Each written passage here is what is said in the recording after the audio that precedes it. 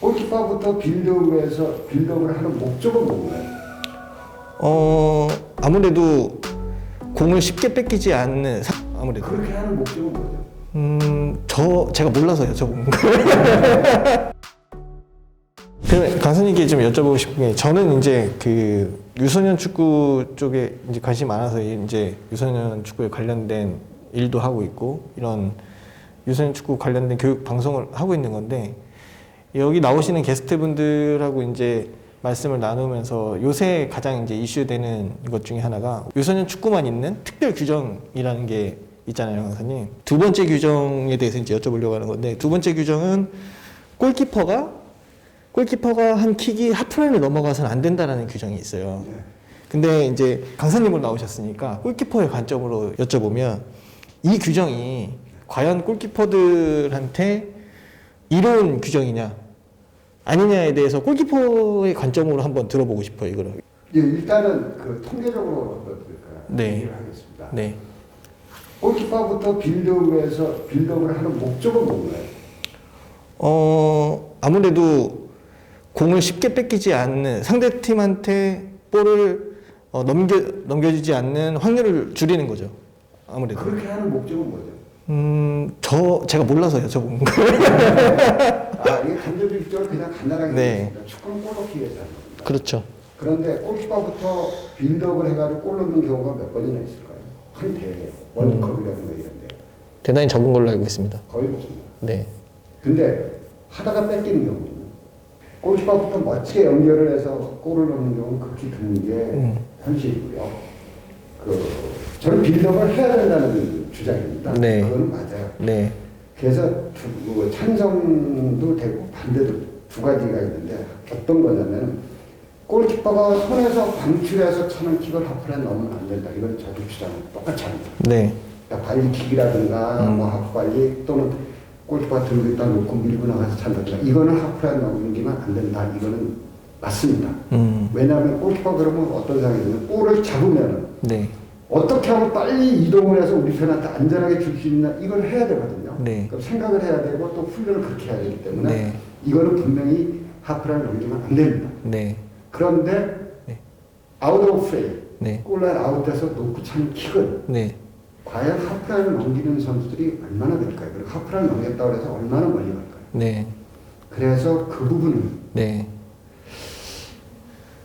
그냥 허용을 해야 되지 않을까 하는 게 제 생각입니다. 개인적인 생각. 저도 이제 허용을 해야 된다는 거 자체는 강사님하고 같은 내용인데, 이게 들고 차는 것도 사실은 저는 이제 필드 입장이고 제 개인의 생각입니다, 강사님. 이게 물론 골키퍼 그 필드 선수한테 빨리 전달하는 것도 좋지만, 예를 들어 그 팀의 전술상 역습으로 골키퍼가 빠르게 발리킥이든 뭐든 해서 역습으로 그 골키퍼에게 정확하게 전달하는 역할을 할 수도 있잖아요. 근데 그런 것들도 허용을 하는 거가 유선 골키퍼들한테 별로 이렇게 좋지 않은 교육의 방식인가요? 예, 왜냐하면은 그런 킥을 잘해버리면은 네. 상대 골대로 바로 가버립니다. 들고 차면은 방출해서 차면 멀리 나가거든요. 그러니까 이거는 안 하는 게 맞다. 유소년 단계에서는 예, 시키지 않는 게 좋다. 빨리 잡아서, 그러면 어떻게 우리 편한테 안전하게 된다. 볼이 오는 방향에 반대로 움직이면 비어있다가 빨리 움직여서 해야 된다. 이런 기본적인 생각이 들기 때문에 네네. 그거는 제가 볼 때는 허용을 안 하는 게 좋습니다. 데드볼 상황에서 예. 킥을 했었을 경우에는 하프라인 넘기는 거는 규제를 좀 완화하고, 예. 들고 차는 거는 그거는 규제를 좀 하는 게 네. 유소년 단계에선 좋다, 이렇게 예. 말씀하시는 거네요. 그래야만이 골키퍼도 생각을 하고 지도자들도 거기에 맞춰서 움직이는 방법이라든가 여러 가지가 나올 수 있고, 데드볼일 때는 사실은 킥을 해서 하프라인 넘길 수 있는 애들이 많지도 않고, 오는 완화를 하는 게 좋지 않다는 게 제 개인적인 생각입니다. 그렇죠.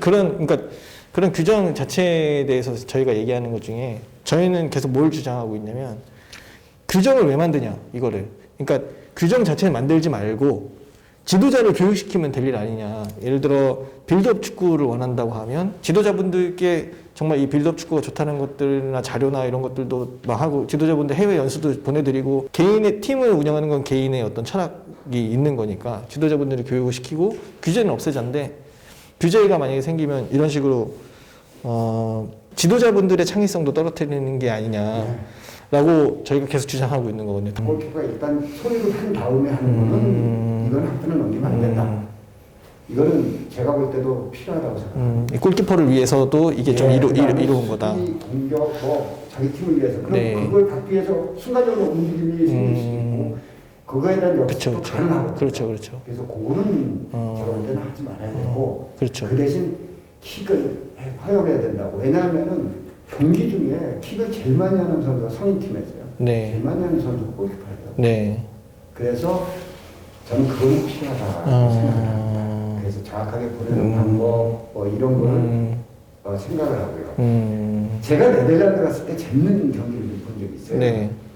14세 경기로 프로 산하팀 경기를 하는데 네. 골키퍼가 킥을 하는데 페널티 박스에서 킥을 해요. 네. 그래서 처음에는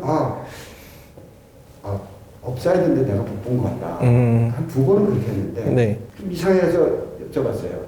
이게 왜 저기서 킥을 하느냐 했더니 간단한 대답이에요. 어린아이한테 킥에 대한 부담을 줄여주기 위해서 이렇게 한다라고 하더라고요. 킥이 잘 힘이 없어서 안 나올 수도 있으니까. 동기부여를 위해서. 오히려 동기부여를 주기 위한 거네요. 그거네요. 그런 거하고 비교하는 것도 저는 놓고 아웃오프의 데드볼이 스타일 때는 킥을 해주는 게 좋다. 그 네덜란드 규정인가요? 예. 유소년 팀. 예. 이게 저희는 그 동안에 계속 이제 필드 플레이어나 또 그런 사람들의 입장에서만 생각을 하는데 강사님은 이제 골키퍼의 입장에서 골키퍼한테 어떤 게 이로운지에 대한 관점이 또 다르시니까 이거는 또 그렇게 또 들어보면 또 골키퍼들한테는 좋은 규정이 될 수도 있을 것 같다는 생각을 또 하네요. 네. 뭐 오늘 강사님 나오셔갖고 너무 많은 말씀을 정리를 너무 잘해 주셔서 이렇게 해주셔갖고 키퍼 도사를 사람들이 많이 시청해서 우리 골키퍼 유소년들이 기본을 좀 잘 닦고 또는 골키퍼 코치가 없는 그 팀이라면 이게 코치님들도 그 영상을 보시고 기본적인 자세라든지 이런 것들을 조금 숙지하셨다가 우리 골키퍼 유소년들한테 이제 교육을 시키실 때 참고를 하시는 거를 많이 좀 알려야 우리나라 또 골키퍼 유소년 유망주들이 많이 또 생기지 않을까 그런 발판을 좀 마련할 수 있지 않을까 생각이 듭니다. 감사합니다. 오늘 마지막 질문으로 저희 공식 질문이거든요, 강사님. 박영수 강사님에게 축구란 무엇인가요? 저 축구라는 단어를 달아서 골키퍼란이라는 단어를 쓰고 있거든요. 싫습니다. 축구란 골키퍼 그 질문 바꾸겠습니다. 박영수 강사님은 골키퍼시니까 박영수 강사님에게 골키퍼란 무엇인가요? 연구 대상이면서 도전하는 것. 선생님 그럼 마지막 질문으로 박영수 선생님이 축구란 이거 생각 안 해보셨나요? 축구란 뭐 항상 얘기하지만은 제 인생이에요. 왜 인생이실까요? 축구로 살아왔고 지금까지 살아왔잖아요. 앞으로도 그렇고. 그게 인생이죠. 그렇죠. 축구를 하신 분들이 축구를 빼면 인생이 많은 게 지워져요. 그런 분한테 축구란 뭐냐고 물어본 제가 잘못된 것 같습니다. 그렇죠. 인생이 지워지는 게 아니라 거의 없다고 봐야죠. 남은 게 조금 바뀌는 거죠. 골키퍼란이 맞는 것 같습니다. 어제 오늘 나와주셔서 너무 감사합니다. 초대해 주셔서 감사합니다. 네, 오늘 박영수 강사님 모시고 이야기 나눠봤는데요. 저희는 또 다음 시간에 더 좋은 컨텐츠로 찾아뵙겠습니다. 감사합니다. 다음에 뵙겠습니다. 네, 감사합니다. 저 안녕 한번 해주셔야 되는데요. 네.